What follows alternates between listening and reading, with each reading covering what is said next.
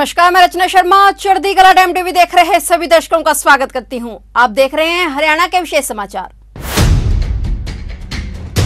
मुख्यमंत्री मनोहर लाल ने कहा कि हरियाणा सरकार राज्य में पिछले दिनों हुई भारी बारिश के कारण प्रभावित इलाकों और लोगों को आर्थिक तथा मेडिकल सहायता सहित हर संभव मदद प्रदान कर रही है। उन्होंने कहा कि 12 जिलों को बाढ़ प्रभावित घोषित किया गया है। बाढ़ग्रस्त इलाकों में रहने वाले लोगों के लिए खाने पीने का सामान और हर जरूरत की चीजों की व्यवस्था बनाई गई है। इन प्रभावित जिलों में सेना, वायुसेना, एनडीआरएफ और एसडीआरएफ, सामाजिक और गैर सरकारी संगठनों द्वारा बचाव और राहत कार्यों में जिला प्रशासन की अथक सहायता की जा रही है। मुख्यमंत्री मनोहर लाल ने चंडीगढ़ में प्रेस वार्ता को संबोधित करते हुए कहा कि हरियाणा के अधिकांश भागों के साथ साथ पड़ोसी राज्यों हिमाचल प्रदेश, उत्तराखंड और पंजाब में भी अत्यधिक बारिश हुई है और इससे राज्य में बाढ़ जैसी स्थिति पैदा हो गई। उन्होंने कहा कि जनवरी में हुई बाढ़ नियंत्रण बोर्ड की बैठक के दौरान बाढ़ राहत कार्यों से निपटने के लिए 930 करोड़ रुपए पहले ही मंजूर किए जा चुके हैं। मुख्यमंत्री ने बताया कि अब तक प्राप्त सूचना के अनुसार प्रदेश में बारिश और बाढ़ के कारण 35 लोगों की मौत हो चुकी है।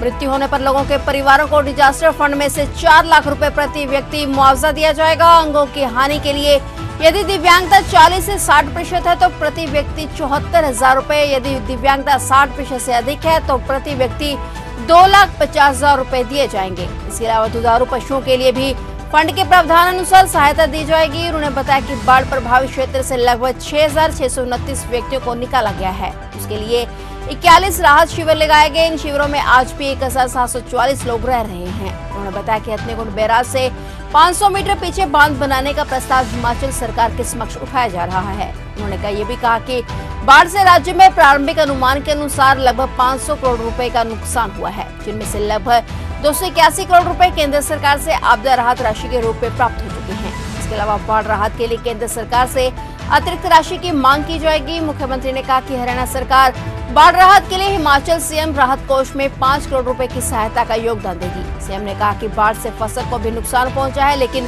कितना नुकसान हुआ है उनका आंकलन जुलाई के माह के बाद ही किया जाएगा। इस दौरान सीएम ने कहा कि इस बार किसानों को आह्वान किया गया है कि मेरी फसल मेरा ब्यौरा पोर्टल पर अपनी पूरी खेती योग्य जमीन का पंजीकरण करें। उन्होंने कहा कि क्षतिपूर्ति पोर्टल पर यह नुकसान की जानकारी किसानों द्वारा डाली जाएगी और उसके बाद टीम उसका सर्वे करेगी और जैसे जैसे कमेटी अप्रूव करेगी मुआवजा दिया जाएगा।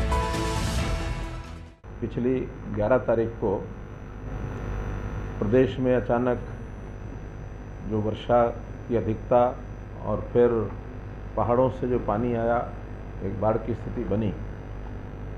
लगातार हमारी सरकार, हमारा एडमिनिस्ट्रेशन लोगों के बचाव के लिए, व्यवस्थाओं को ठीक करने के लिए पहले दिन से ही एक्टिव हो गया था।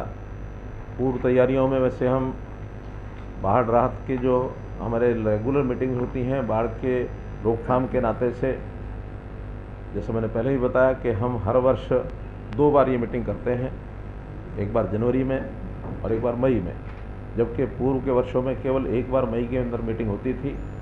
लेकिन हम उसको पूर्व एक प्रकार से अनुमान के हिसाब से या जहाँ कहीं पिछले काम करने की आवश्यकता लगती है तो हमने जो शीघ्र जल्दी करने के काम, छोटे काम हैं, आने वाले समय में बाढ़ से प्रभावित वो इलाका ना हो सके तो शॉर्ट टर्म काम वो हम जनवरी में जब शुरू करते हैं मई जून तक पूरे हो जाते हैं। कुछ काम दीर्घकालिक होते हैं, वो फिर अगले वर्ष के अंदर जाकर के पूरे होते हैं।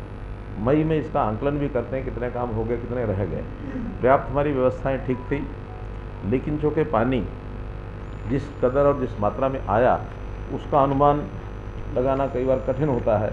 अगर मैं आंकड़ों से बताऊं तो 8 जुलाई और 12 जुलाई के बीच ये जो 5 दिन का अवसर वक्फा है, इस 5 दिन में सामान्य तौर पर जो रेगुलर पिछले आंकड़े हैं 28.4 मिलीमीटर वर्षा होती है, लेकिन इस बार ये 110 मिलीमीटर पूरे राज्य की बात बता रहा हूँ, 110 मिलीमीटर वर्षा हुई जो लगभग 400% बन जाती है, यानी पिछला उसके ऊपर 300% अधिक। और अगर इन 4 जिलों के विशेष तौर पर अगर मैं बात करता हूँ, यमुनानगर, कुरुक्षेत्र, पंचकुला और अंबाला, यमुनानगर में 32.8 mm होती है, 122 mm हुई। कुरुक्षेत्र में 32.9 mm होती है 300.8 mm हुई, अर्थात 9 गुना। पंचकुला में 53 mm होती है 422.8 mm हुई।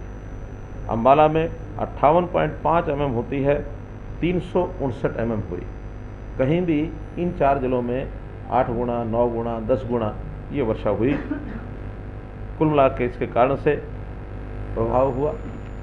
हमारा अपना पानी अपने ही क्षेत्र में फैलता है और उनको अपनी नदियों के माध्यम से आगे बढ़ा सकते हैं, लेकिन जैसा मैंने बताया हिमाचल से बड़ी मात्रा में पानी आया, खास करके यमुना में भी, खास करके मारकंडा में भी, टांगरी में और घग्गर में, और साथ में छोटी नदी है भले सरस्वती, जिसका मात्र 200 क्यूसेक पानी की क्षमता है, वहाँ भी 2000 क्यूसेक पानी उन दिनों में आया 3 दिन लगातार।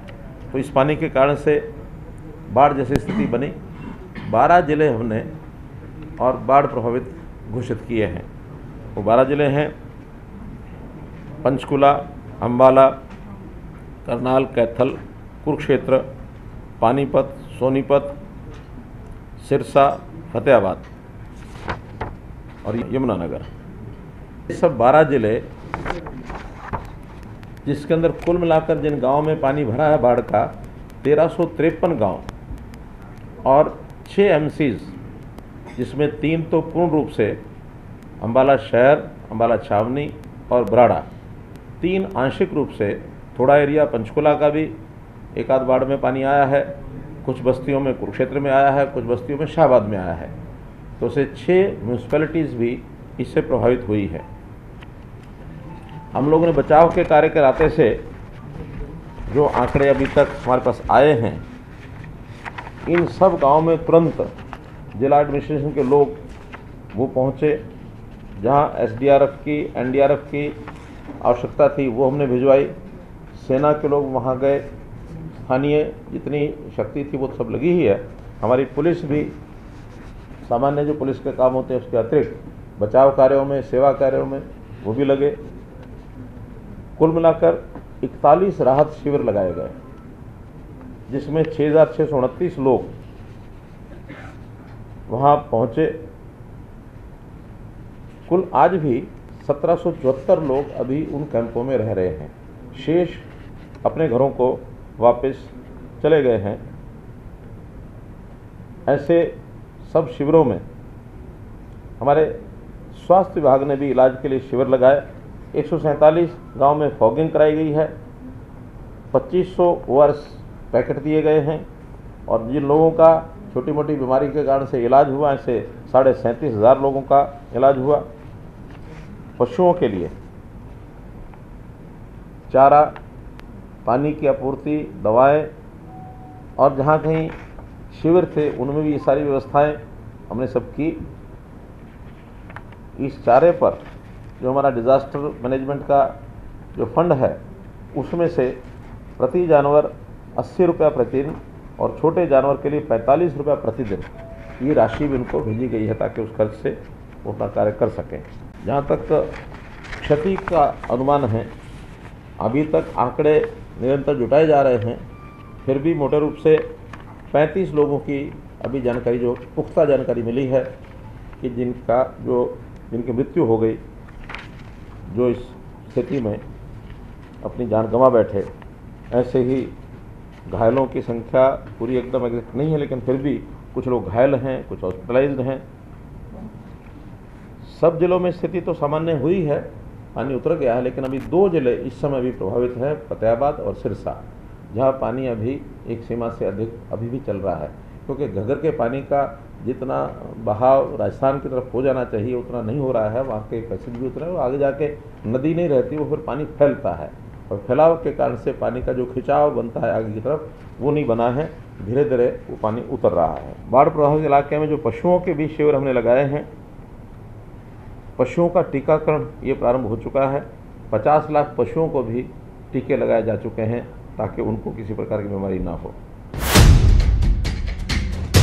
फिलहाल हरियाणा के विशेष समाचारों में इतना ही, और नए समाचारों के साथ फिर से हाजिर होंगे। तब तक के लिए देखते रहिए चढ़ती कला टाइम टीवी।